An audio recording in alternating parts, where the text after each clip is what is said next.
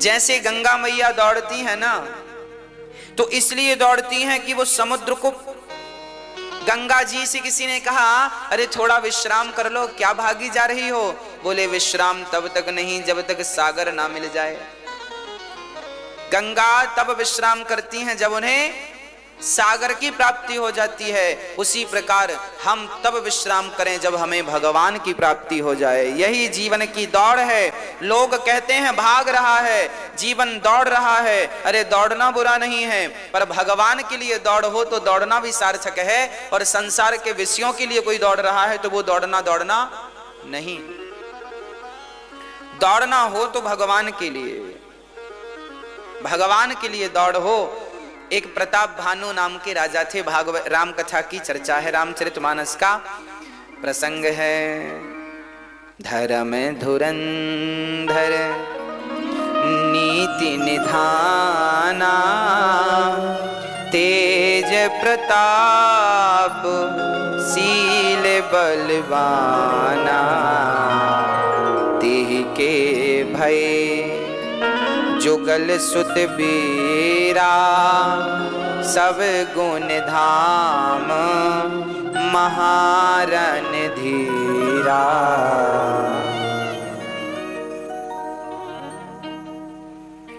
कहने का तात्पर्य यह है, रामचरितमानस में गोस्वामी तुलसीदास जी अब लिख रहे हैं कि अब रावण के जन्म का, देखिए राम जन्म बाद में होगा, पहले रावण जन्म होगा।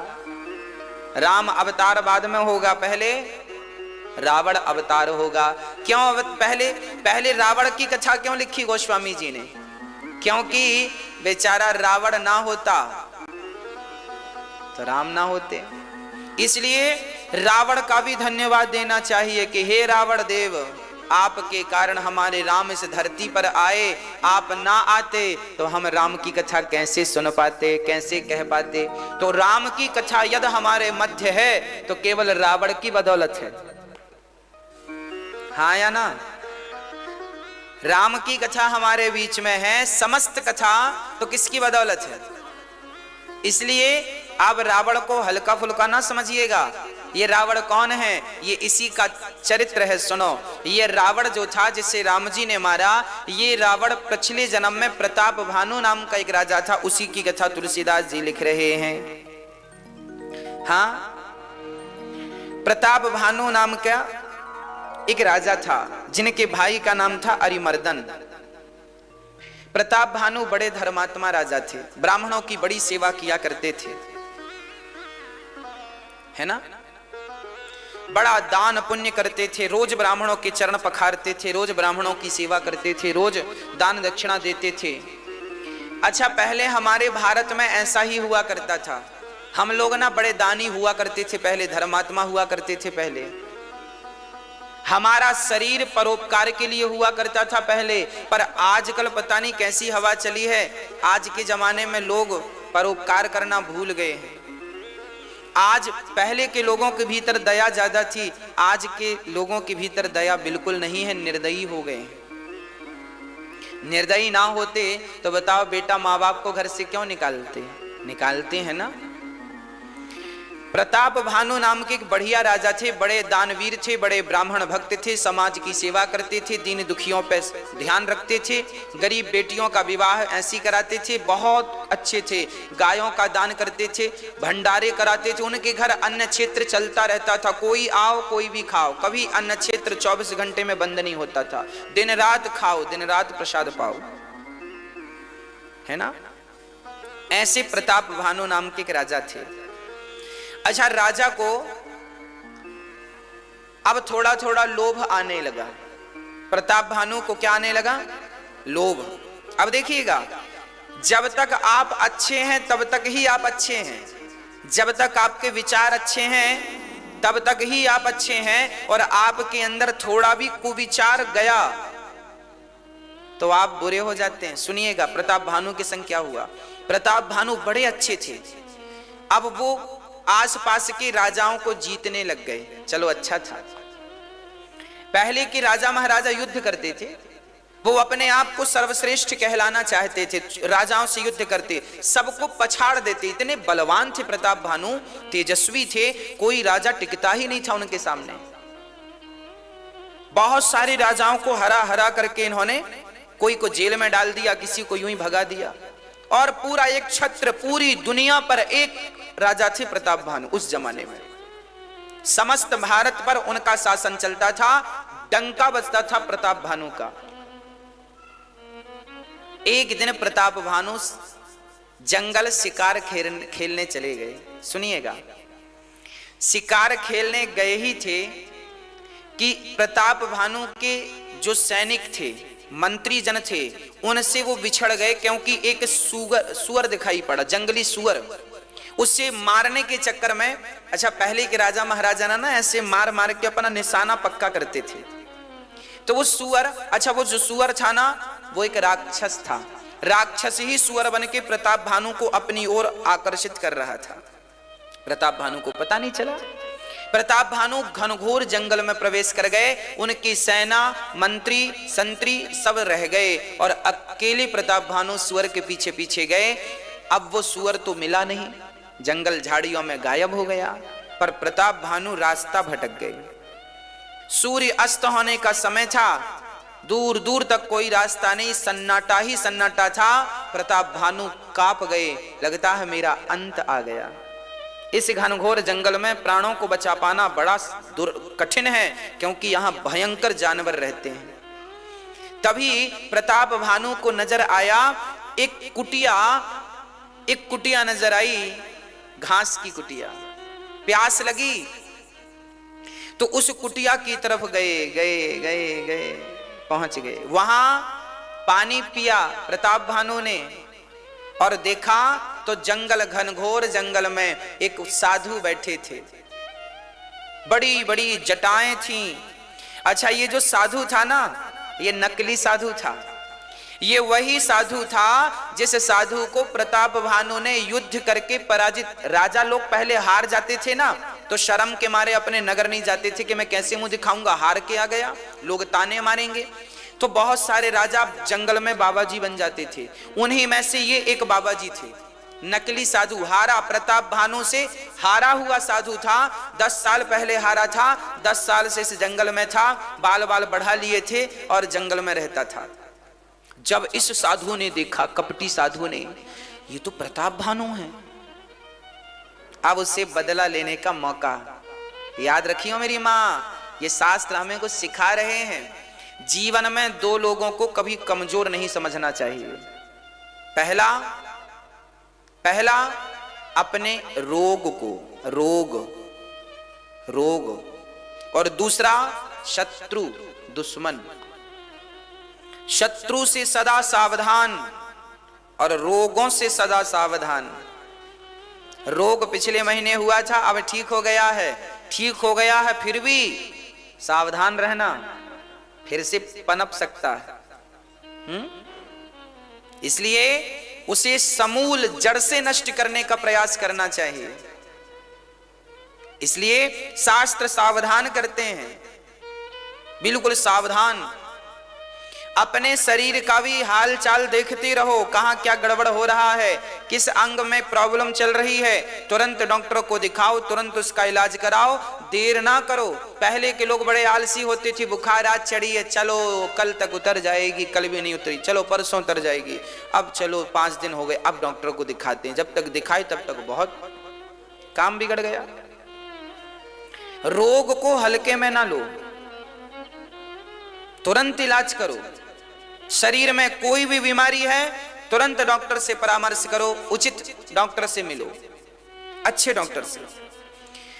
दुश्मन देखो बैठा था प्रताप भानु का इंतजार करने जंगल में, और संयोग देखिए गोस्वामी जी तो दोहा लिख रहे हैं, तुलसी जसी भवितव्यता तैसी मिलय सहाय, आपुन आवय ताहि पहीं ताहि तहां ले जाए। अभी मैं इसका अर्थ आगे करूंगा। जब प्रताप भानु वहां गए तो वो साधु कपटी पहचान गया पर प्रताप भानु ना पहचान पाए कि ये वो कपटी साधु है। प्रताप भानु ने देखा कोई संत जंगल में हाथ जोड़ के खड़े हो गए, महात्मा जी आप इस घनघोर जंगल में रहते हैं कब से? तो देखो कपटी साधु ने अपना परिचय दिया। प्रताप भानु ने कहा आपका नाम क्या है? उन्होंने कहा हमारा नाम एक तनु है। एक तनु क्या ना अर्थ इसका? बोले जब से सृष्टि बनी है तब से हमने दूसरा शरीर नहीं लिया, इसलिए एक तनु, एक तन में है, दूसरे तन में हम। देखो झूठ बोलने वाले भी छोटा मोटा झूठ नहीं बोलते, जब झूठ ही बोल रहे हैं तो बड़ा बोले। कह दिया कि जब से मैंने जन्म लिया है तब से मैंने दूसरा शरीर ग्रहण नहीं किया, इसलिए मेरा नाम एक तनु। अब प्रताप भानु तो बड़े आकर्षित हुए, वाह आप तो दिव्य महापुरुष हैं, आप तो बड़े दिव्य महापुरुष। अच्छा आप कब से हैं? बोले हमारे सामने सतयुग त्रेता द्वापर कलयुग कई बार बीत गए, हमारे सामने सारे युग बीत गए। प्रताप भानु तो और आकर्षित हुआ, आप तो बड़े महापुरुष हैं, बड़े महापुरुष हैं। अच्छा ना, पाखंडी लोग ऐसे ही परिचय देते हैं अपना, आप लोग सावधान, मार्केट में भी ऐसे बहुत बाबा मिल जाएंगे आपको जो अपने आप को यही कहेंगे हम ही भगवान हैं, पौंड्रक जैसे, हम ही भगवान हैं। भगवान क्या है? हम ही भगवान। लोग कहते हैं बड़े बड़े बाबा, एक बाबा जी तो मंदिर में भगवान बने पूज रहे हैं, ये भी एक तनु कह रहे हैं अपने आप को, और आप पूज रहे हैं। इन बाबाओं की गलती नहीं है। देखो ना प्रताप भानु ने अब क्या गलती की। प्रताप, अरे गुरुजी आप तो महान हैं। हाँ हाँ बेटा हम तो महान हैं, बोल तुझे क्या चाहिए? प्रताप भानु ने कहा आप ऐसी कृपा करो हम भी ना मरें। आप नहीं मरते हैं तो हम भी ना मरें। जैसे गुरु वैसे ही चेला, तुलसी जैसी भवितव्यता तैसे ही मिले सहाय। चेले ने कहा, प्रताप भानु ने कहा गुरुजी हम भी अमर हो जाएं। एक तनु ने कहा किया अमर, जा तू अमर हो जाएगा, पर काम करना पड़ेगा कुछ। और मांग क्या चाहिए? बोले हमारा यश कभी खत्म ना हो, हमारी संपत्ति संपदा बनी रहे, हम अमर हो जाएं। गुरुजी कहते हैं सब कुछ मिलेगा, पर सुनो ये सब तब मिलेगा जब तुम ब्राह्मणों की सेवा करोगे। जाओ 1,51,101 ब्राह्मणों का भोजन कराओ। 1,51,101 ब्राह्मणों का भोजन कराओ, और भोजन कराने में बढ़िया मालपुआ, रबड़ी, रसमलाई, रसगुल्ले परोसना 56 प्रकार का, और सबको बड़ा दक्षिणा देना। फिर ब्राह्मण आशीर्वाद दे के तुम्हें अमर बना देंगे। अच्छा ठीक है, पर एक तनु तो कपटी साधु थे। इन्होंने कहा सुनो रसोईया हमारी तरफ से आएगा, भोजन बनाने वाला हमारी तरफ से आएगा। अब सुनना, प्रताप भानु सुरक्षित अपने नगर आए और गुरुजी पे विश्वास हो गया कि गुरुजी तो एक तनु मरे नहीं, हमें भी अमर बना। देखो लालच, आदमी जितना उतने में संतुष्ट नहीं है। यदि उतने में संतुष्ट होता तो जरूरत ही नहीं थी माथा पच्ची की, पर मैं भी अमर हो जाऊं, अमर हो जाऊं। इस लालच से प्रताप भानु ने ब्राह्मणों को बुलाया, और वो भंडारी, जो साधु ने भंडारी, वो राक्षस को भेजा जो सुअर बना था, वो मय दानव था। वह दानव ने भोजन में ब्राह्मणों का मांस परोस दिया। प्रताप भानु को लगा भंडारी हमारे गुरुजी भेजे हैं तो बढ़िया बनाएंगे, सामग्री दे दी। पर उसने गाय का मांस, बकरे का मांस और ब्राह्मणों को मार मार के, ब्राह्मणों का मांस पका के, और ब्राह्मण जब भोजन करने बैठे तो ब्राह्मणों की थाली पे ब्राह्मणों का मांस परोस दिया, गाय का मांस परोस दिया। और ब्राह्मण बड़े अच्छे थे। ब्राह्मणों ने कहा प्रताप भानु तो धर्मात्मा राजा है, ये तो बढ़िया खवाएगा। ब्राह्मण खाने ही वाले थे। अच्छा भोजन बनने के बाद पता नहीं चला कि ये मांस है ना भाई। कोई बहुत विद्वान व्यक्ति के घर हम जाएं, पंडित समझदार व्यक्ति के घर जाएं, धर्मात्मा के घर, तो हम ये थोड़ी उम्मीद करेंगे कि वो हमें मांस परोसेगा। हमें तो यही लगेगा बढ़िया 56 भोग परोसेगा। सारे ब्राह्मण भोजन पर बैठे हैं, 1.5 लाख ब्राह्मण भोजन पर बैठे हैं और प्रताप भानु के भंडारी ने क्या परोस दिया? मांस परोस दिया। ब्राह्मण खाने वाले थे पर वो ब्राह्मण बड़े तपस्वी थे। उन ब्राह्मणों का सत्य नष्ट ना हो जाए, यदि मांस खा लेंगे तो उनका सत्य नष्ट हो जाएगा। तब आकाशवाणी हो गई। देखो उस जमाने में देवता, जब आप अपने धर्म की रक्षा करते थे ना तो धर्म भी आपकी रक्षा करता था। धर्मो रक्षति रक्षिता। तब आकाशवाणी हो गई, ब्राह्मणों ये भोजन उचित नहीं है, इसमें ब्राह्मणों का मांस है। अब सारे ब्राह्मण खड़े हो गए और आग बबूला हो गए। अरे धर्म राजा प्रताप भानु, तुमने हमारा धर्म नष्ट करने के लिए बुलाया? जाओ, हम सभी ब्राह्मण तुम्हें श्राप देते हैं, तुम राक्षस हो जाओ। क्या बन गए? राक्षस। वही प्रताप भानु ब्राह्मणों के श्राप के कारण रावण बना। अब सुनिएगा, प्रताप भानु राक्षस क्यों बने? क्योंकि उनके अंदर लोभ आ गया। क्या आ गया? लोभ। पाप के बाप का नाम क्या है? पाप के पापा का नाम। पाप की शुरुआत कहां से होती है? लोभ से। कोई आपसे पूछे कि पाप का बाप कौन है, तो पाप का बाप है लोभ।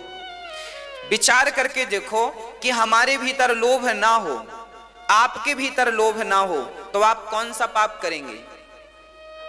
करेंगे। आज लोग मर्डर कर रहे हैं, पीछे लोभ है। सुपारी मिलती है, पैसा मिलता है, लोग मर्डर कर देते हैं। हाँ, होता है कि नहीं?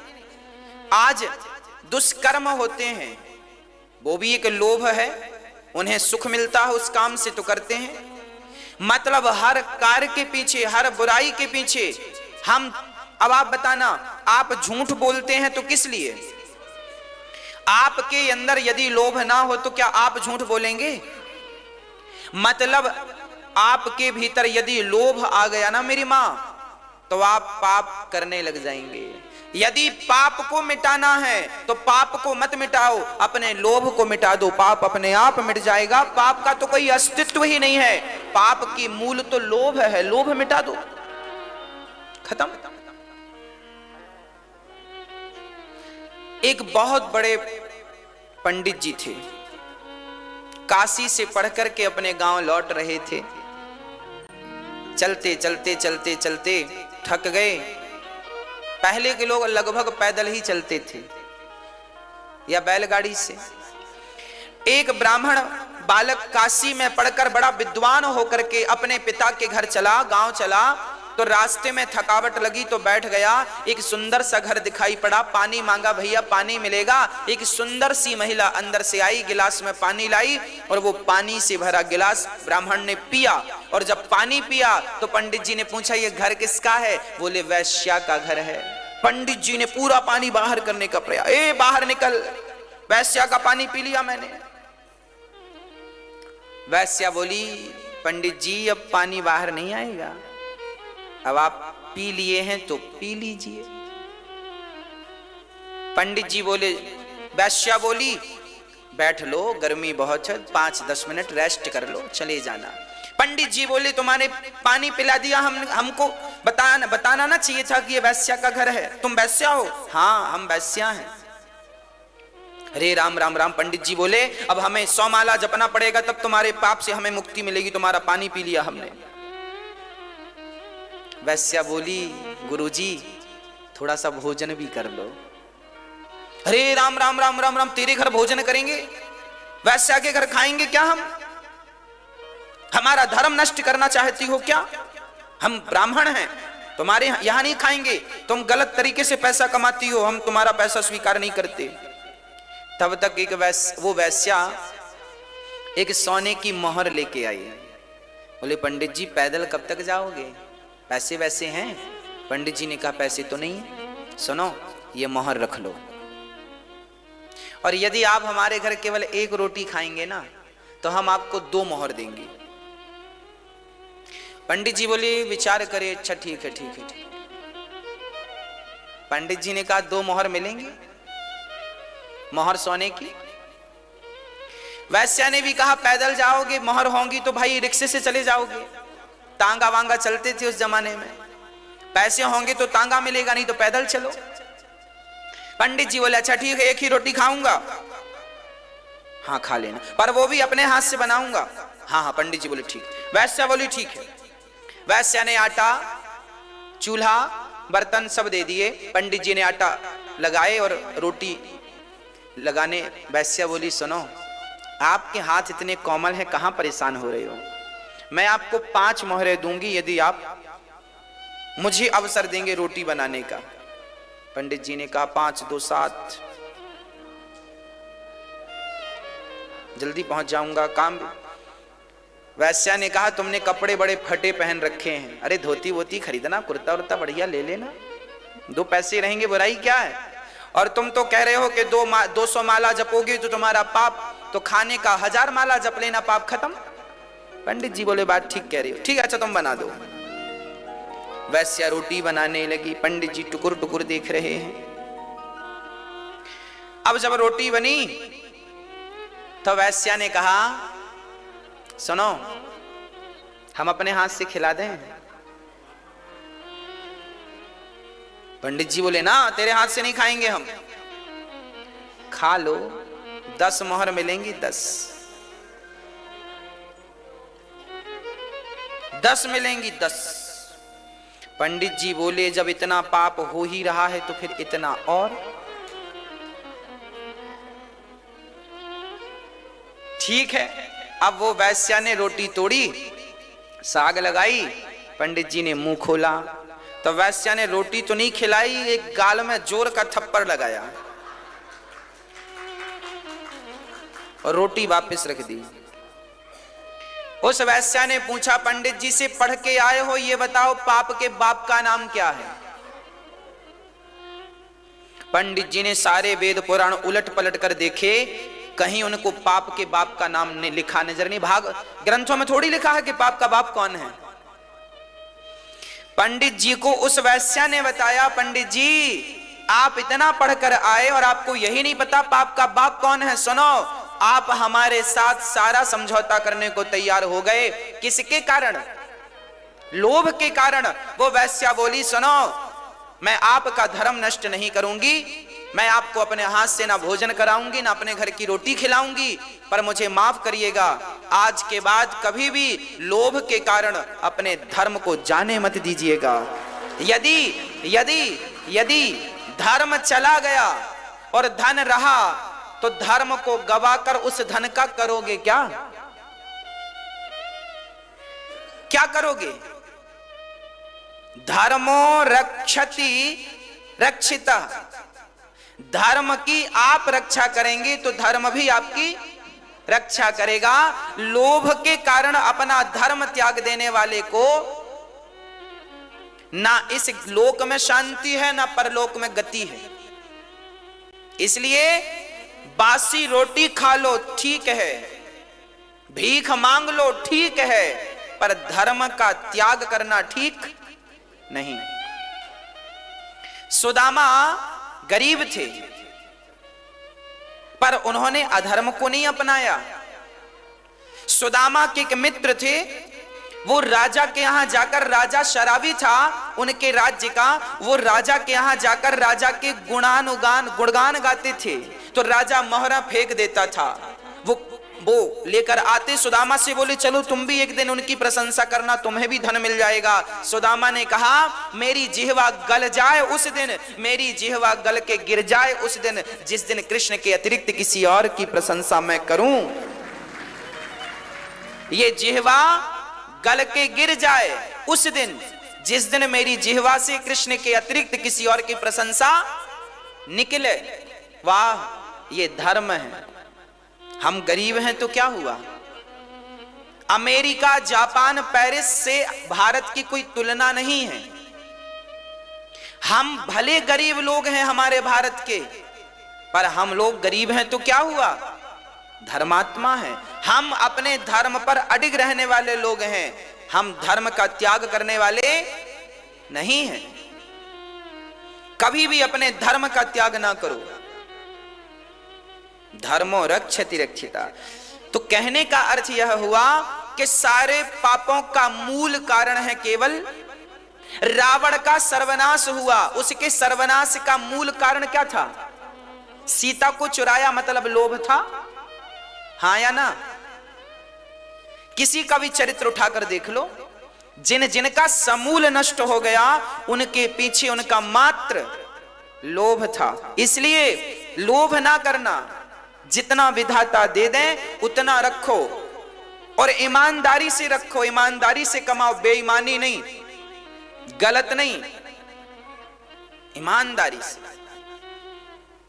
आपका वही है जो आपको ईमानदारी से मिल गया है, वो आपका नहीं है। ठीक है जी?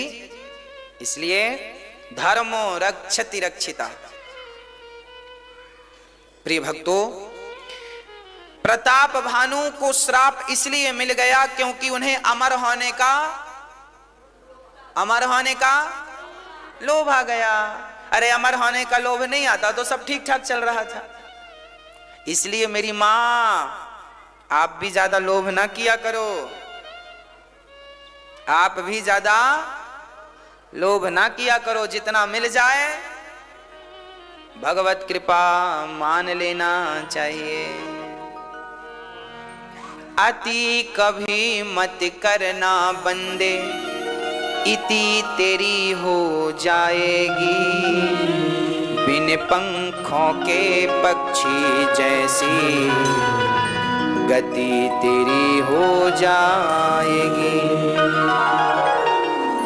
अति सुंदर थी सीता मैया, जिसके कारण हरण हुआ। अति अभिमानी था वो रावण, जिसके कारण मरण हुआ। अति सदा वर्जित है भैया, अति सदा वर्जित है भैया।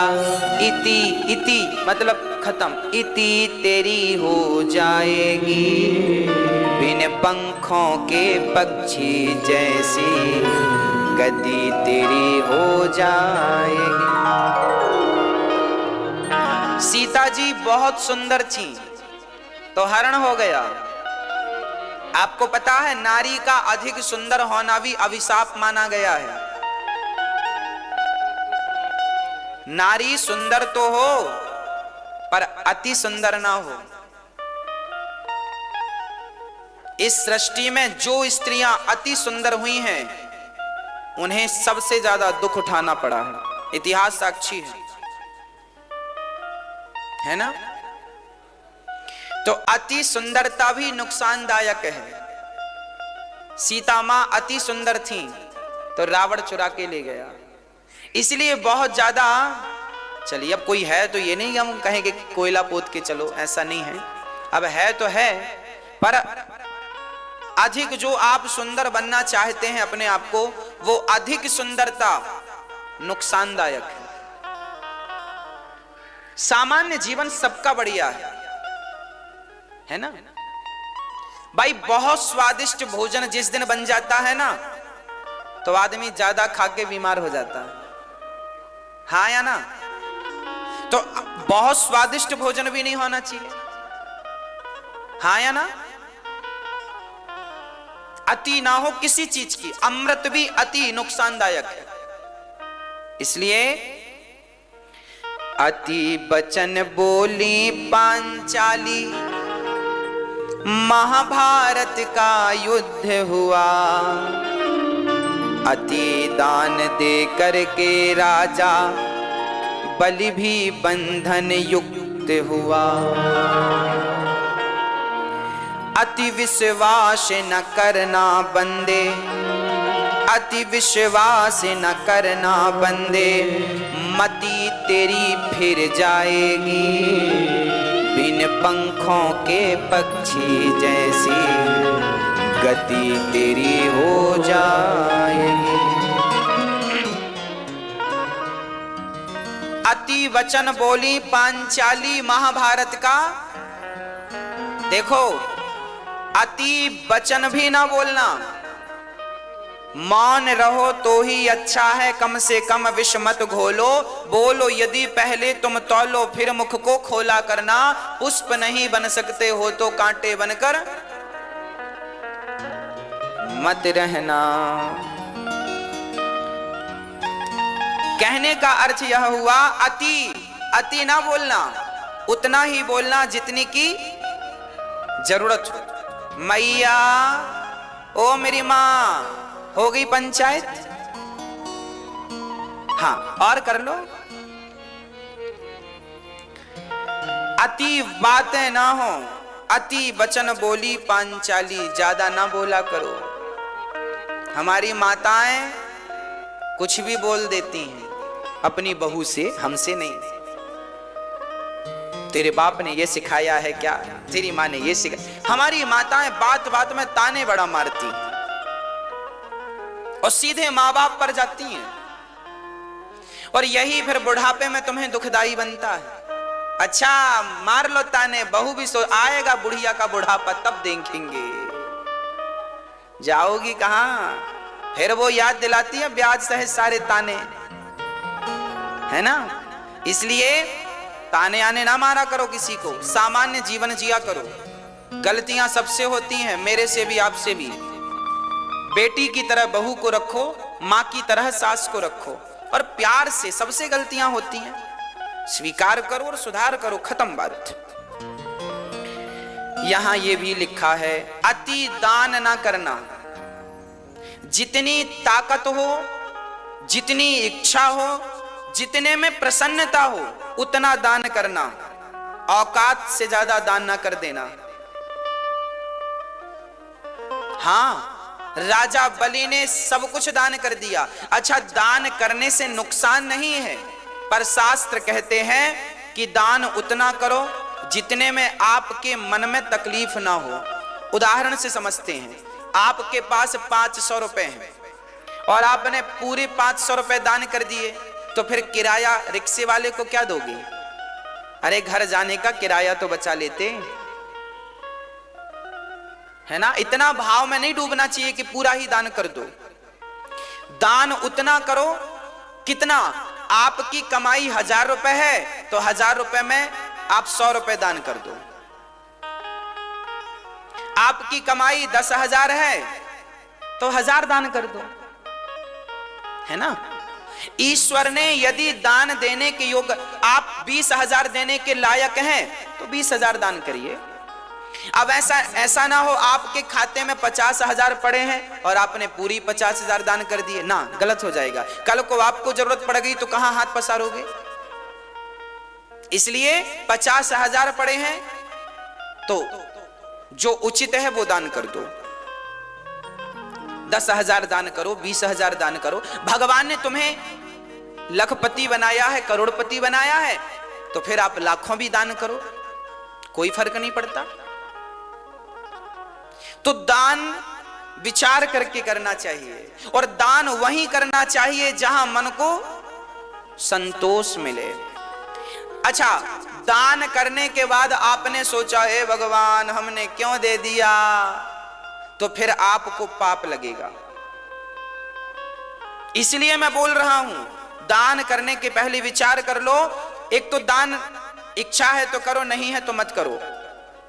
अब हमने 200 रुपए दान कर दिए, बाद में सोचे क्यों दान कर दिए हमने, क्यों दे दिए। अब 4 बार सोच रहे हैं क्यों दे दिए, क्यों दे, फिर वो दान तुम्हें नुकसान कर जाएगा। दान ऐसा नहीं, दान प्रसन्नता से होता है और प्रसन्नता के लिए होता है। याद रखिए, प्रसन्नता से होता है और प्रसन्नता के लिए। दान देने में सुख मिलता है। तीनों ने तपस्या की। कुंभकर्ण, रावण, विश्रवा पुत्र रावण बना। विश्रवा का पुत्र रावण, कुंभकर्ण और विभीषण। लोग कहते हैं कि विभीषण के पिता अलग है ना, विभीषण के पिता विश्रवा ही है, मां अलग है ना। तो रावण, कुंभकर्ण और विभीषण, जब इनका जन्म हुआ ये बड़े बलशाली थे। इन्होंने तपस्या की, एक घनघोर जंगल में तीनों भाइयों ने एक साथ तपस्या की। ब्रह्मदेवाय नमः, ब्रह्मदेवाय नमः। ब्रह्मा जी प्रसन्न हो गए। हाँ हाँ बेटा वरदान मांगो, क्या चाहते हो? तो रावण ने वरदान मांगा, हम काहू के मरही न मारे। हे ब्रह्मा जी हमें अमर कर दो, हे ब्रह्मा जी हमें अमर कर दो। क्यों कर दें भैया अमर? रावण बोला हम काहू के मरही न, ऐसी कृपा करो कि हम किसी के मारे ना मरे। लो, ब्रह्मा जी बोले हम ही अमर नहीं है, तुम्हें क्या अमर करें? हम ही अमर नहीं है। तो रावण बोला, फिर रावण बड़ा तपस्वी था। अच्छा, रावण के साथ एक समस्या थी, बेचारा करवट नहीं ले पाता था। पूछो क्यों? 10 सिर थे। अब सोचो आपके 10 सिर हो जाए, करवट कैसे लेगा? बेचारा करवट लेके नहीं सोता था। अच्छा, रावण का ना एक तरफ सिर ऐसे रहता था, झुकाव। क्यों? क्योंकि 10 थे। अब हिसाब लगाओ, 10 थे तो 1 2 3 4 5 6 7 8, एक तरफ 5 एक तरफ, तो जिस तरफ 5 रहे होंगे उस तरफ रावण की गर्दन सीधी नहीं रही होगी। क्यों? आपने देखा है कहीं रावण को? देखा है? क्यों? पड़ोस में रहता है क्या? रावण के साथ एक समस्या है, बेचारा टेढ़ी गर्दन करके चलता होगा, सीधी गर्दन, और चित्त सोता होगा। परेशान तो मंदोदरी होती होगी। रावण बोला जरा मुंह पहुंचना, तो मंदोदरी बोली कौन सा मुंह पहुंचूं? इस तरफ से 3रे नंबर का, किस तरफ से 4थे नंबर का?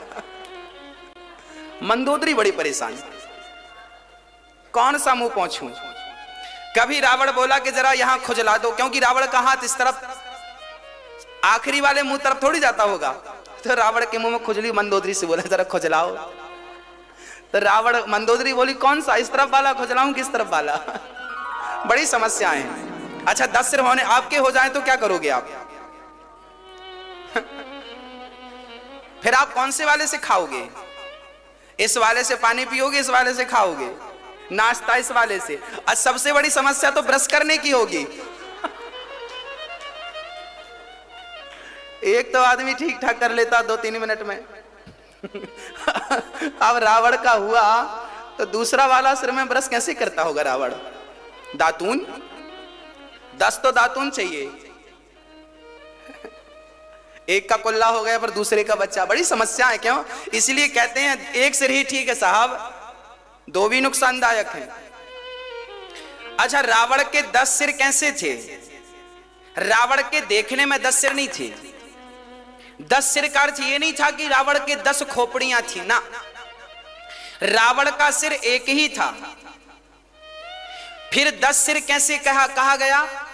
आपने भी देखा होगा, जो अभी हम लोगों ने टीवी पर सीरियल रामायण देखा ना, रामानंद सागर जी ने जिस रामायण को बनाया है, उस रामायण में कहीं भी रावण के 10 सिर नहीं दिखाए गए।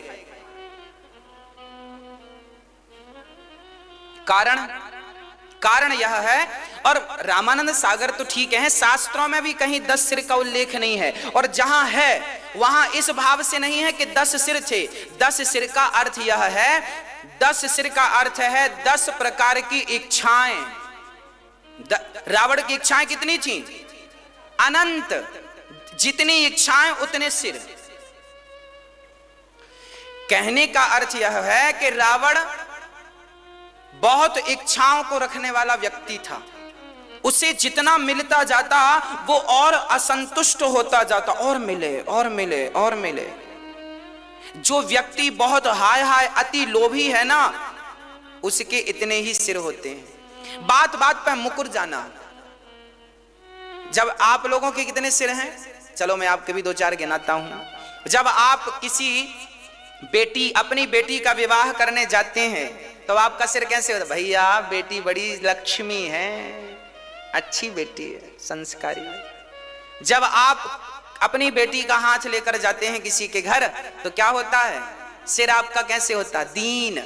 और जब आपके घर कोई बेटी वाला आ जाए लड़के के लिए, अरे साहब 20 लाख चाहिए, तब आपका सिर अलग होता है, आपका रुतबा अलग होता है। तो एक वो सिर था, एक ये। अच्छा, जब आप किसी से कर्जा लेते, भैया 5,000 की बहुत जरूरत है, जरा दे दो, 5,000 दे दो। फिर सामने वाला जब आप पैसा मांगते हैं तो आपका सिर कैसे होता है, दे दो दे दो दे दो। और जब वो मांग, भैया 5,000 वापस, अरे खा के भागे जा रहे हैं क्या, लो। तो 2 सिर हो गए ना यहाँ, 2 वो लड़की वाले और 2 ये। हाँ, ऐसे हम लोग तो कितने सिर बदलते हैं। रावण के 10 सिर थे। इसका तात्पर्य यह है कि रावण का नाम था दशानन। 10 प्रकार की तमाम इच्छाएं रावण किया करता था, अनंत इच्छाएं थी उसकी। चलो, अब कितने सिर थे इस पे क्या माथा पच्ची करें, हम तो कहते हैं एक ही रहे तो अच्छा है। रावण कहता है हम काहू के, ब्रह्मा जी से कहा हम काहू के मरे ही ना, हम मरे ना। ब्रह्मा जी बोले देखो ये संभव नहीं है, मरना तो पड़ेगा। फिर रावण चतुराई से बोला 10 सिर वाला है ना, 10 प्रकार का, आपका एक दिमाग है, उसके बाद 10 दिमाग। बोला बानर मनुज जाति दुई वारे। क्या कहता है रावण, हम 2 लोगों से मर जाएं। किन से? एक या तो बंदर से मर जा, या तो इंसान से, मनुष्य से। किसी ने रावण से कहा रावण तुमने क्या, ब्रह्मा जी बोले तथास्तु। रावण से किसी ने कहा कितना मूर्ख है तू, अरे कोई ऐसे वरदान मांगता है। अरे बंदर और मनुष्य से मरने का कोई भी मनुष्य ठोक देगा। रावण बोला ऐसे थोड़ी ठोक देगा, बंदर तो हमें मार नहीं सकते क्योंकि हम तो उन्हें मार के खा जाते हैं। रही मनुष्यों की बात, तो रावण ने बोला है हम मनुष्य के हाथ मरेंगे। मनुष्य किसे कहते हैं? जिसके अंदर काम ना हो, क्रोध ना हो, लोभ ना हो, मोह ना हो, उसे मनुष्य कहते हैं। शुद्ध क्वालिटी का मनुष्य तो वही है ना, मनुष्य। रावण बोला अब मैं मनुष्य किसी को रहने ही नहीं दूंगा, सबको। रावण ने आज मनुष्य कौन है बताओ? हम मनुष्य हैं क्या? अरे हम भी 24 कैरेट के मनुष्य नहीं हैं, 100% तो हम भी मनुष्य नहीं है। हम में भी काम, क्रोध, लोभ, मोह, लाखों करोड़ों बुराइयां तो हम में हैं, इस शरीर में है। इन बुराइयों ने हमें मिलावटी बना दिया है, इसलिए हमारी शुद्धता चली गई। शुद्ध मनुष्य कौन है? अरे मनुष्य शुद्ध कैसा होता है? भगवान राम ने अवतार लेकर बताया, देखो जैसे विचार मेरे हैं, जैसे आचरण मेरे हैं, ऐसे तुम्हारे हो जाएं तो अपने आप को शुद्ध समझ लेना, नहीं तो शुद्ध ना समझना। रावण शुद्ध मनुष्य से मरेगा, और मनुष्य कौन? राम विप्रधैन सुर संतहित लीन है, मनुज अवतार, मनुष्य से मरेगा। राम को मनुष्य बनकर बताना पड़ा, ये मनुष्य होता है जो माँ की आज्ञा का पालन करे, जो पिता की आज्ञा का पालन करे, जो एक पत्नी व्रता हो। अरे रावण को दशरथ जी भी मार सकते थे ना, पर दशरथ जी कैसे मारते? दशरथ जी की तो 3 पत्नियां थी, मनुष्य नहीं थे, राम राम राम थे, पर राम जैसी मनुष्यता तो नहीं थी ना। राम जैसी मनुष्यता से ही रावण जैसा दैत्य मरेगा। इसलिए 2 लोगों से मरने का उसने कह दिया, मैं बंदर से मरूं या मनुष्य से मरूं। तब ब्रह्मा जी ने एवमस्तु कहा, ठीक है। अब कुंभकर्ण के पास ब्रह्मा जी गए, कुंभकर्ण को देखा, हे भगवान इतना बड़ा, ये तो 7 दिन में सारा संसार खा जाएगा। हम लोग पूरे दुनिया के लोग जितना 7 दिन में खाते हैं, इतना कुंभकर्ण 1 दिन में खा जाएगा। इतनी खुराक थी, इतना विशाल था। ब्रह्मा जी समझ गए सब खा जाएगा तो फिर लोगों को क्या बचेगा, फिर आप क्या खाएंगे, फिर हम क्या खाएंगे। तो ब्रह्मा जी ने सरस्वती को बुलाया, आओ। तो उसने मांगना चाहा था हमें इंद्रासन दे दो, इंद्रासन, पर सरस्वती वाणी पर बैठ गई तो कह दिया हमें निद्रासन दे दो। हमें क्या चाहिए? निद्रासन। निद्रासन मांगा, बोले हम नींद, अभी जमाई आने लगी, सोने लगा। ब्रह्मा जी बोले क्या चाहते हो? बोले हमें नींद आए, निद्रा में पड़े रहें। ब्रह्मा जी बोले पड़े रहोगे तो सुनो, 6 महीने में 1 बार जागोगे। हाँ, 6 महीने में एक बार जागोगे, एक दिन खाओगे बस। साल में 2 बार खाता था कुंभकर्ण, 6 महीने सोता था। अब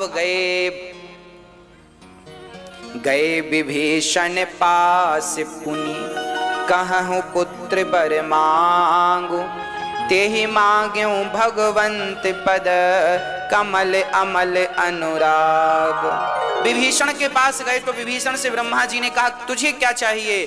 तब विभीषण ने कहा हे नाथ, मुझे ऐसा वरदान दो कि मेरी इन आंखों से मुझे भगवान का दर्शन हो जाए, मुझे ये वरदान दे दो। ब्रह्मा जी बोले वाह, तुम्हारे जैसा भक्त श्रोमणी कोई नहीं है। वरदान दे करके ब्रह्मा जी चले गए। अब रावण बहुत डांटा दोनों भाइयों को, नींद मांग ली तुमने और तुमने भगवान, ये क्या भगवान भगवान लगा रखा है।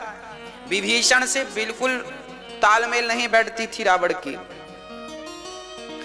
अब रावण तो बड़ा बलवान हो गया, लंकापति बन गया।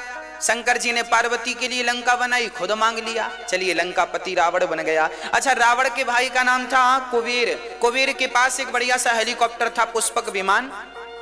तो आज रावण ने अपने भाई से युद्ध किया, चल विमान दे, मैं बलवान हूं। कुबेर से विमान छीन कर खुद उड़ता था, सब जगह जाता था।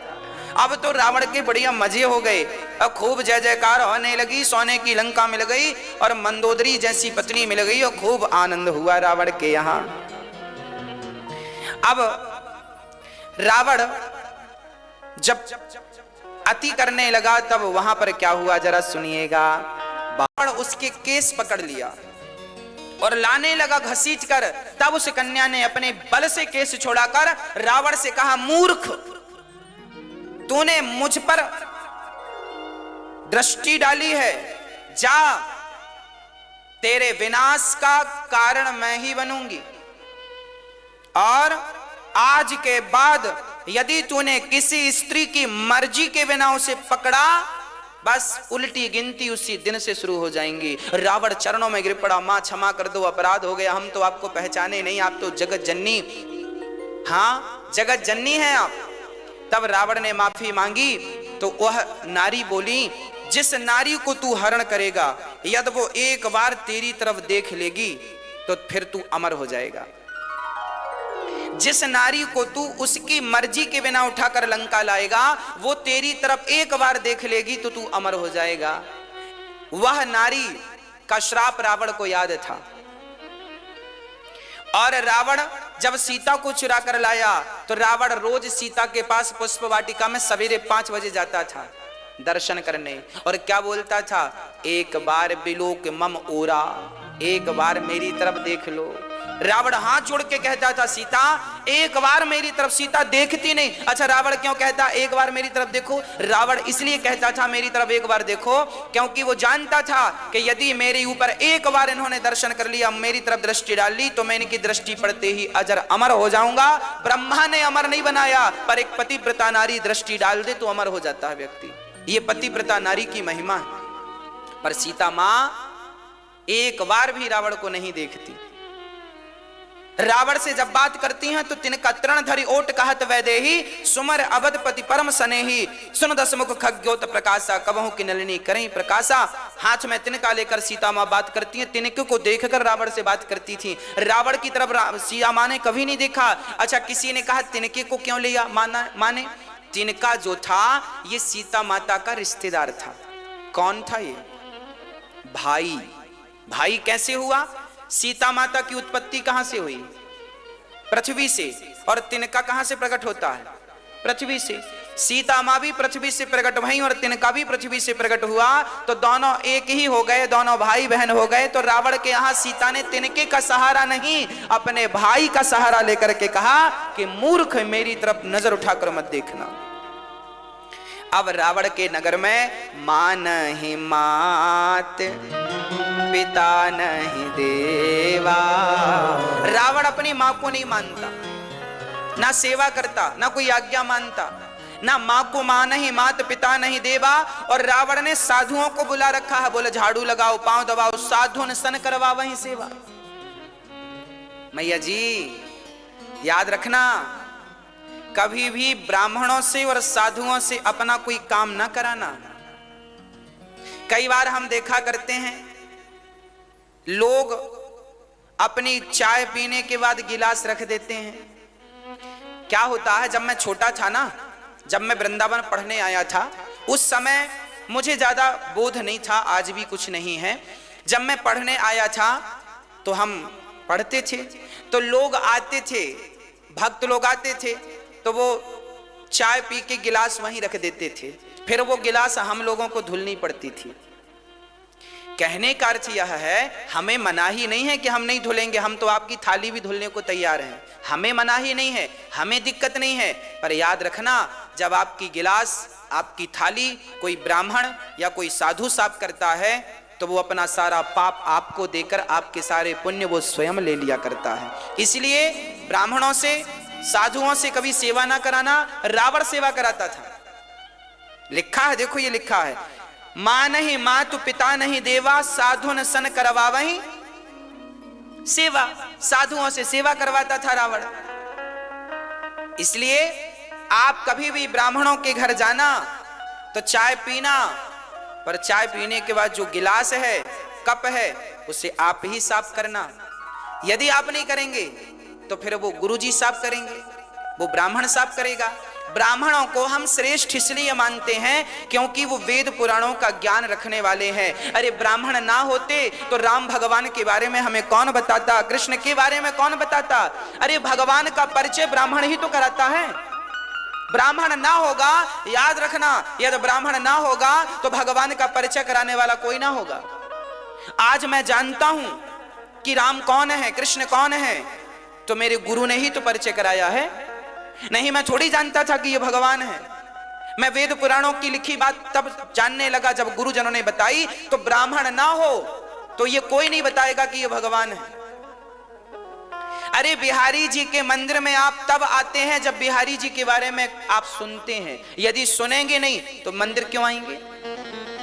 तो ब्राह्मण भगवान के बारे में बताता है कि ये जगन्नाथ जी हैं, ये बिहारी जी हैं, ये द्वारिका, इनकी शरण में जाओ, कल्याण होगा। अरे जैसे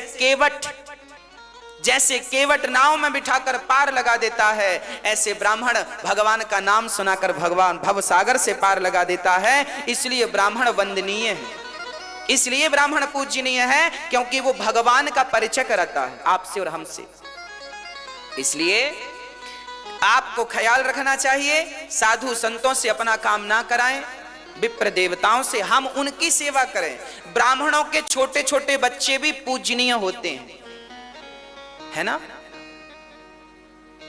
हाँ या ना? इसलिए ब्राह्मणों का हम लोग सदा से सम्मान करते आए हैं। क्यों सम्मान करते आए हैं? इसका एक बहुत बड़ा कारण यह है, आजकल तो स्कूल बन गए। आज के 100 साल पहले हमारे भारत में स्कूल नहीं होते थे, गुरुकुल होते थे, और सारे गुरुकुल ब्राह्मण चलाते थे। ब्राह्मण ही आपके बच्चों को शिक्षाएं दिया करते थे। आपने सुना कि नहीं, भगवान श्री राम जिस विद्यालय में पढ़ते थे, जंगल में जंगल का राजा, जंगल के भीलों का राजा निषाद राज भी उसी जगह राम के साथ पढ़ता था। तब हमारे यहाँ शिक्षा में कोई भेद नहीं था, सारे बच्चे ब्राह्मण, क्षत्रिय, वैश्य, शूद्र एक साथ बैठकर पढ़ा करते थे और गुरुजन उन्हें पढ़ाया करते थे। चाणक्य ब्राह्मण थे और चाणक्य ने चंद्रगुप्त मौर्य, जिसे आज के भाषा में आज ब्राह्मण, क्षत्रिय, वैश्य, शूद्र में चंद्रगुप्त मौर्य शूद्र वर्ण के थे। लोग कहते हैं, ब्राह्मणों पर आरोप लगाते हैं कि ब्राह्मणों ने फूट डाल दी। अरे भाई, ब्राह्मण तो भिखारी है, भीख मांगने वाला है, सुदामा जैसे हैं, का फूट डालेंगे? अरे ब्राह्मण तो चाणक्य थे और चाणक्य ने, वो चाहते तो क्षत्रिय बालक को पकड़ते, ब्राह्मण बालक को पकड़ते, वैश्य बालक को पकड़ते, पर ना पकड़ते हुए उन्होंने शूद्र को पकड़ा। वो चाहते थे, ब्राह्मण चाहता था कि शूद्र को भी वो गद्दी प्राप्त हो, वो सिंहासन प्राप्त हो, ताकि हमारे देश से ऊंच नीच का भाव समाप्त होकर सब एक में स्थापित हो जाए। इसलिए चाणक्य ने चंद्रगुप्त मौर्य को राजा बना दिया। चंद्रगुप्त मौर्य को कौन जानता था? यदि चाणक्य ना होते तो चंद्रगुप्त मौर्य को कौन जानता था? तो ब्राह्मण कभी ये भाव नहीं रखता कि ये ब्राह्मण का बालक है तो यही पढ़े, क्षत्रिय ना पढ़े, वैश्य ना पढ़े। ना, ब्राह्मण ही ऐसा है जो चाहता है सब पढ़ें और सब बढ़ें। इसलिए ये दास अनिरुद्ध आने वाले समय में एक कक्षा 1 से 12वीं तक फिर आगे यूनिवर्सिटी बनाएंगे, जहां सब प्रकार के विद्यार्थी, गरीब से गरीब रिक्शा चलाने वाले का बेटा और झाड़ू पोंछा लगाने वाली बाई की बेटी भी उसी विद्यालय में पढ़ के अच्छी से अच्छी शिक्षा ग्रहण करेगी। ये मेरा सपना है। जो सपना चाणक्य का था, एक भारत, अखंड भारत, कोई भेदभाव नहीं, वो भारत हम देखना चाहते हैं। सब एक साथ रहें, एक प्यार से रहें, कोई मनभेद मतभेद ना हो। तो जरा आप समझिएगा इन बातों को। ब्राह्मणों को इसलिए श्रेष्ठ माना गया है क्योंकि ब्राह्मण गुरु स्थान पर बैठा है, वो आपको शिक्षा देता है। और याद रखना, जो हमें शिक्षा देता है हम उसे श्रेष्ठ मानते हैं। आज के 100 साल पहले, अब तो स्कूल वगैरह हो गए, पहले तो केवल गुरुकुल हुआ करते थे। भगवान राम भी सांदीपनी के यहाँ पढ़ने गए थे, भगवान राम भी गुरु वशिष्ठ जी के यहाँ पढ़ने गए थे। पहले ब्राह्मण ही पढ़ाया करते थे और ब्राह्मण अच्छी से अच्छी शिक्षा दिया करते थे। सबको बढ़िया एक साथ बिठाकर शिक्षा देते थे, कोई भेदभाव नहीं था। शिक्षा पर सबका अधिकार था। अब लोग आपको बातें करते हैं पढ़ाया नहीं। अरे भाई, सबको पढ़ाया गया है, सबको पढ़ाया गया है, सबके साथ न्याय हुआ है। हां, किसी के साथ हुआ होगा अन्याय। भाई, अन्याय तो द्रौपदी के साथ भी हुआ था, कौरवों ने किया था। अन्याय तो सीता के साथ भी हुआ था। सीता कलंकित नहीं थी, फिर भी समाज ने कह दिया कि सीता तो रावण के घर रह के आई है। तो समाज में देखो सब प्रकार के लोग होते हैं, अच्छे बुरे दोनों होते हैं। आपको अच्छे लोगों के साथ रहना, बुरे लोगों के साथ नहीं रहना। अच्छे बुरे तब भी थे, अच्छे बुरे आज भी हैं। इसलिए साधुओं की सेवा करो, ना कि उनसे सेवा करवाओ। साधु भगवान के स्वरूप हैं, ब्राह्मण भगवान के स्वरूप हैं, माता पिता भगवान के स्वरूप हैं, अतिथि भगवान के स्वरूप हैं। ये सब भगवान ही है। मातृ देवो भव, पितृ देवो भव, अतिथि देवो भव, आचार्य देवो भव, ये वेद वाक्य है, वेद वचन है, कोई कैसे नकार सकता है। अच्छा, रावण के यहां ऐसा ऐसा होने लगा, पर आप तो अपने जीवन में अच्छे से रहा करो। अब सारी पृथ्वी परेशान हो गई, गाय, ब्राह्मण, साधु, दीन दुखी रावण के अत्याचार से सब परेशान हो गए। तो सारे लोग भगवान के पास गए, हे शंकर जी चलो, भगवान से कहो अवतार लो। शंकर जी सबके संग गए। बोले भगवान को कहां ढूंढे, बोले भगवान से मिलने कहां जाएं। तब वहां पर शंकर जी ने कहा, हरि व्यापक सर्वत्र समाना, प्रेम से प्रगट हो ही मैं जाना। शंकर जी ने कहा भगवान सब जगह है, यहीं खड़े होकर प्रेम से पुकारो, भगवान यहीं प्रकट हो जाएंगे। भगवान प्रेम से प्रकट, जैसे दही में मक्खन मथानी से प्रकट होता है, मथानी के मंथन से क्या प्रकट होता है, मक्खन। उसी प्रकार भीतर से यदि प्रेम से आवाज लगाई जाए तो प्रेम से आवाज लगाएं तो प्रेम से भगवान प्रकट हो जाते हैं। भगवान प्रेम के भूखे हैं, प्रेम ते प्रकट हो ही मैं जाना। और जब सब लोग प्रेम से कहने लगे तो भगवान प्रकट हो गए। और जब भगवान प्रकट हुए तो सबने स्तुति करनी शुरू कर दी, है ना। सब भगवान की स्तुति करने लगे। क्या स्तुति, आप भी ये स्तुति गाया करो। नायक जन सुखदायक प्रणत पाल भगवंता, गौदु जहितकारी सिंधु सुता प्रिय कंता। और सुनो, जेहि दीन प्यारे वेद पुकारे, द्रवहु सो श्री भगवाना। भगवान को कौन प्रिय है, जेहि दीन प्यारे वेद पुकारे। वेद कहते हैं कि भगवान को दीन प्रिय है, ताड़का को क्या समझा भगवान ने? दीन जानते ही निज पद दीन्हा। भगवान को कौन पसंद है? दीन। दीन कौन है? इसलिए भगवान का नाम पड़ा दीन दयाल। दीनों पर दया करने वाले का नाम दीन दयाल। ये दीन कौन है? आप दीन बनो तो सही। दीन, दीन किसे कहते हैं? जो बिल्कुल सरल हो, सहज हो, जिसे बहुत भूख लगी हो पर रोटी मांगने में भी उसे संकोच हो रहा हो, जिसे बहुत प्यास लगी हो पर पानी मांगने में उसे संकोच हो रहा हो, ऐसे को क्या कहते हैं? दीन कहते हैं। सुदामा दीन थे, 5 घर मांगते थे, 5 घर उन्हें नहीं मिलता पेट भर के रोटी, तो 6वें घर जाने में संकोच लगता था, नहीं जाते थे, वापस आ जाते थे। जेहि दीन प्यारे, दीन बनो, सरल बनो, भगवान से प्रेम करो। जो है, जितना है उतने में संतोष रखने वाले को दीन कहते हैं। विधाता जितना दे दे उतने में संतोष रखने वाले को दीन कहते हैं। अब भगवान बोले चिंता ना करो, मैं अवतार लूंगा, मैं आऊंगा। अब यहां भगवान की स्तुति देवताओं ने की, भगवान ने आने का वचन दे दिया। और कश्यप अदिति जो दशरथ जी बने उनका चरित्र है एक। अब चलते हैं अयोध्या। रावण की कथा पूरी हो गई, देवताओं की स्तुति होगी। अब अयोध्या, जहां राम जी, अब तुलसीदास जी अयोध्या जा रहे हैं। एक बार भूपति मन माही, एक बार भूपति मन माही, भय गिलानी मोरे सुत नाही, भय गिलानी मोरे सुत नाही।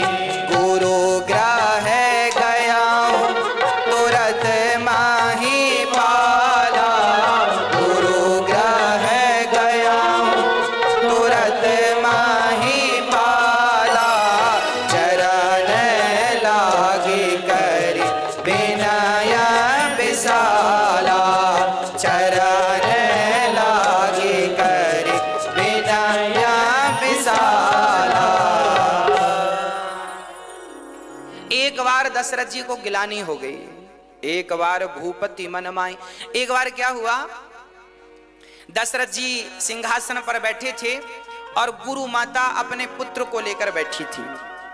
गुरु माता कौन? अरुंधति, वशिष्ठ जी की पत्नी का नाम अरुंधति बैठी थी। अरुंधति की गोद में उनका बेटा था, तो अरुंधति ने चिटकोटी काट दी तो बच्चा रोने लगा। दशरथ जी ने कहा माता जी बच्चा क्यों रो रहा है? तो माता जी ने कह दिया इसलिए रो रहा है कि आपके तो गुरु बन गए हैं वशिष्ठ जी, अब आपके तो बच्चे हैं नहीं, हमारा ये बच्चा किसका गुरु बनेगा? है ना भाई, पिता के गुरु पिता, बच्चे के गुरु बच्चे, परंपरा चली आई है ना।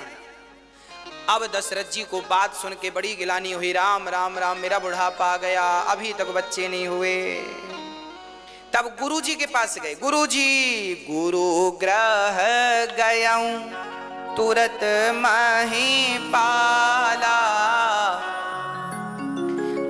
गुरु के यहां दशरथ जी गए। गुरु जी बेटा नहीं है। गुरु जी ने कहा धरा हूं धीर, हुई है सुत चारी। देखिए गुरु भी कैसे कह दिए 4 बेटे होंगे, चिंता ना करो।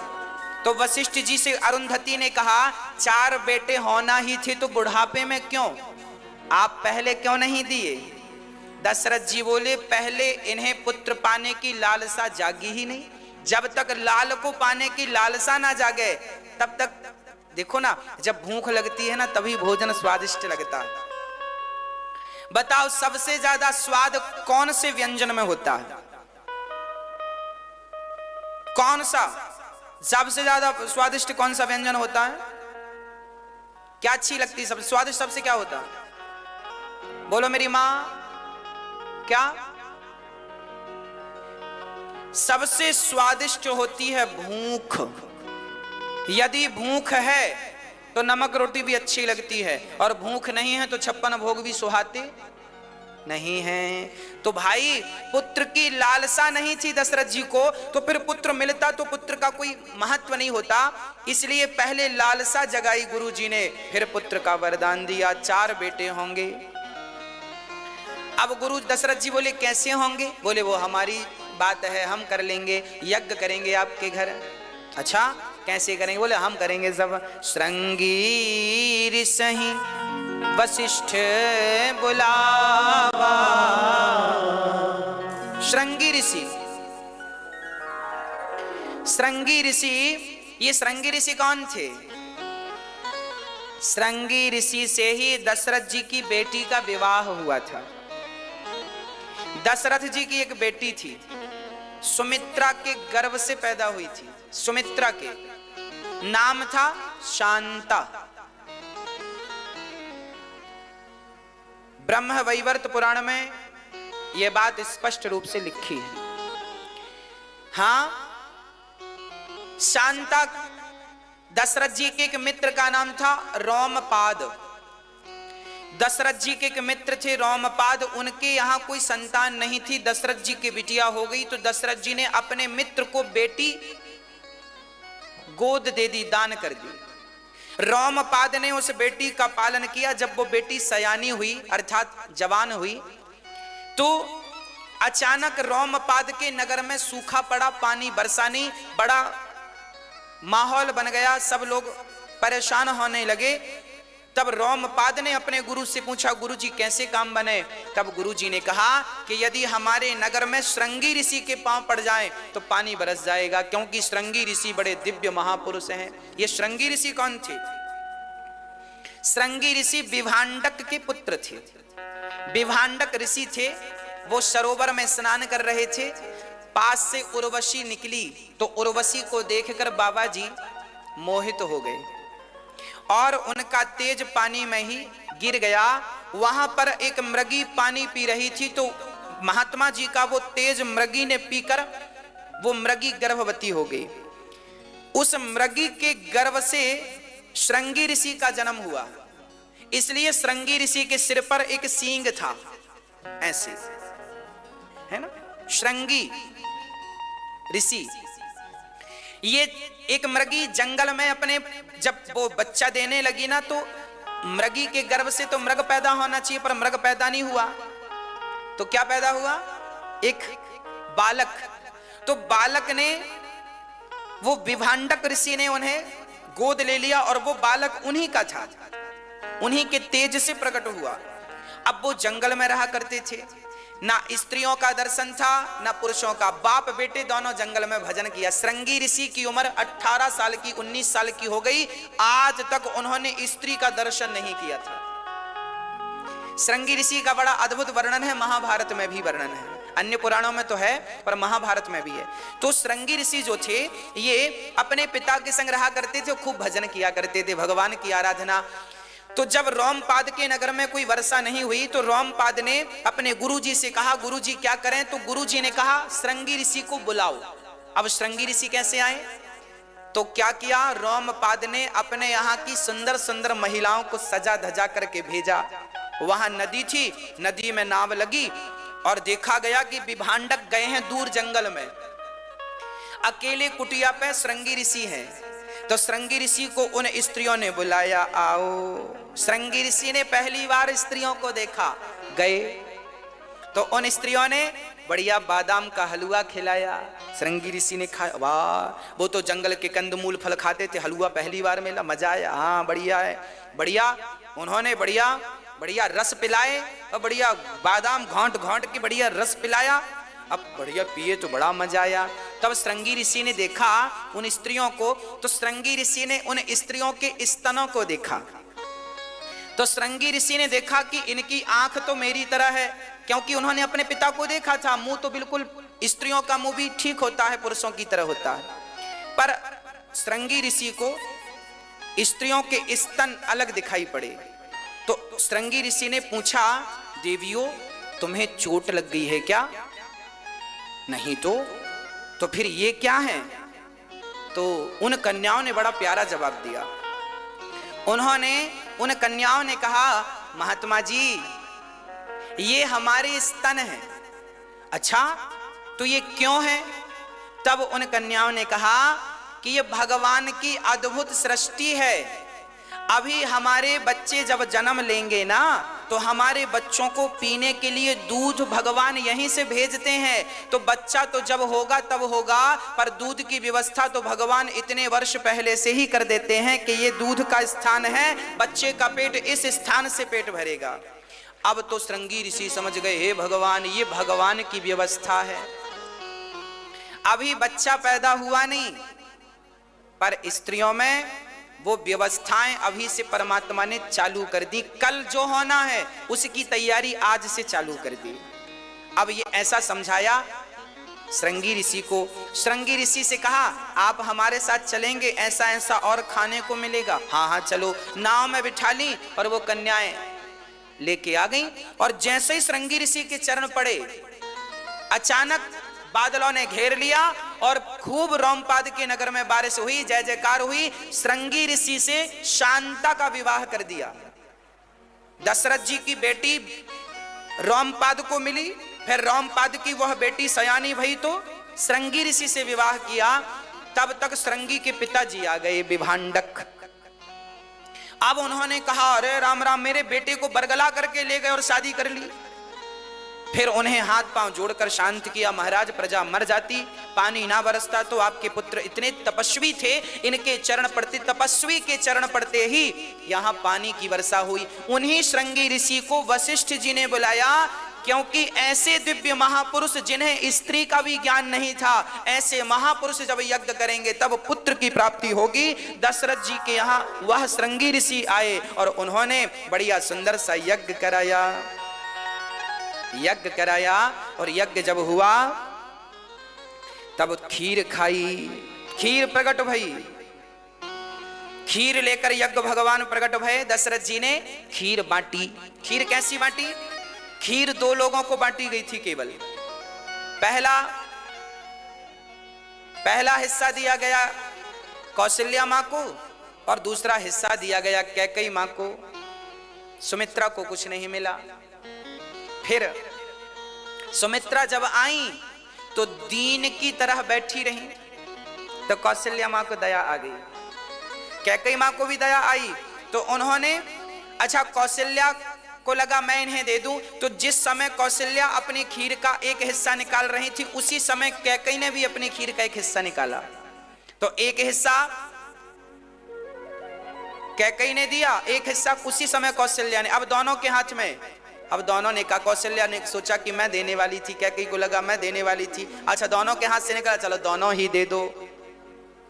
एक हिस्सा निकला कैकेयी के हाथ से और एक हिस्सा निकला, तो जो हिस्सा कौशल्या के हाथ से गया वह हिस्सा लक्ष्मण बन के पैदा हुए तो वह राम के साथ रहे, और जो हिस्सा कैकेयी के हाथ से गया वह शत्रुघ्न बन के पैदा हुए तो वो हमेशा भरत के साथ रहे, है ना। भरत किनके पुत्र हैं? कैकेयी के। और राम किनके पुत्र हैं? कौशल्या मां के। तो जिनके हाथ से खीर गई, जिनका बेटा, देखिए परमार्थ के कारण सुमित्रा मां का कितना बड़ा योगदान है। सुमित्रा के अपने बच्चों ने, केवल एक बेटे ने भगवान की सेवा की, राम भगवान थे। सुमित्रा के दो बेटे हैं, शत्रुघ्न और लक्ष्मण। सुमित्रा मां के एक बेटे ने भगवान की सेवा की, जिन्हें हम राम कहते हैं, और दूसरे बेटे ने राम की नहीं, भगवान की नहीं, भगवान के भक्त की सेवा की, जिन्हें हम भरत कहते हैं। अर्थात मां ने ऐसे पूत जन्मे जो एक भगवान की सेवा करता है और एक भक्त की सेवा करता है। तो पुत्र कैसे हो? या तो भगवान की सेवा करें या तो भक्त की सेवा करें। ऐसे पुत्र हमें जन्म देना चाहिए। अब बड़े प्रेम से जोग